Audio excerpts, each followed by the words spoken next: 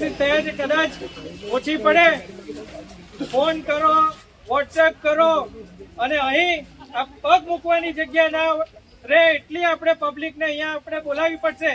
આ પોલીસ પ્રશાસન જે આટલા બધા લોકો આવ્યા છે, આ પરિવાર આવેલો છે, તેમ છતાં આપણે ફરિયાદ નોંધવાની વાત નથી કરતી. એટલે આપણે એ લોકોના કાન ખોલવા પડશે, એમની નજર ખુલે, એમની આંખો ઉઘડે. એના માટે આપણે સૌએ અહીંયાથી જેટલા લોકો આપણી પાસે અહીંયા સંખ્યા ભેગી થઈ શકતી હોય એ કરવાની છે. આજે જયારે કોઈ એવી ઘટના બને છે, જયારે આપણો કોઈ આદિવાસી બાઇક પર નીકળતો હોય છે, તો એને આપણે દંડાતો હોય છે, એને આપણે જેન તે કાગળિયા માંગે, બાઇકના આપણે વીમો માંગે, આ તે કરે, એને ઉઘાડી લૂંટ મચાવતા હોય છે.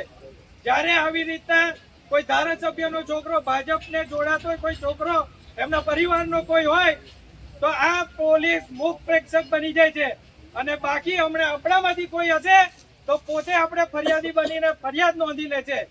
મારે આજે તમને લોકોને અહીં એ જ જણાવવું છે, આ કોઈ આપણે રાજનીતિ કરવાનો કોઈ મંચ નથી, આ જગ્યા નથી.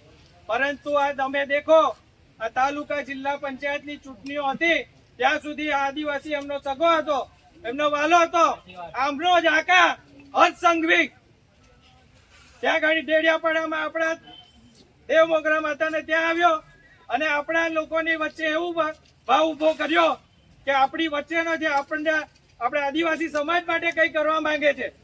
પણ જોયું ને તમે આ બધું કે આજે એ લોકોનો મનસુબો પૂરો થઈ ગયો.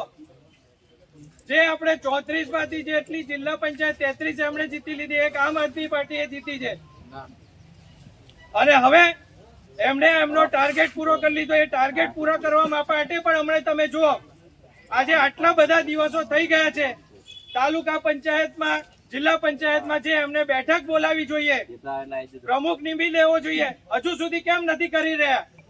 કારણ કે એમને હજુ પણ આ જેટલા બી ચૂંટાયેલા કોંગ્રેસના, અન્ય પક્ષના જે પણ આપણે જે ઉમેદવારો આપણે હવે જીતી ચુક્યા છે, એ લોકોને આ લોકોએ હજુ પણ એમની ખરીદી ને એ બધું કરવું છે. એટલે આ બધી વસ્તુઓ તમે સમજો કે આપણો સમાજ જો આ બધા લોકોને વાયને લાગશે, આપણો સમાજ ભોળો છે, આપણે એમની વાતોમાં આવી જઈએ છે, આપણે એમના રોજગાર, એમને ત્યાં નોકરી કરતા હોય છે, આપણા નટવરભાઈ એમને ત્યાં નોકરી કરતા હતા, પણ એમને કઈ ગુલામ થોડી છે કે આવી રીતે ચલો કદાચ એમની કોઈ ભૂલ હશે, માલિક તરીકે ઠપકો બી આપી શકે.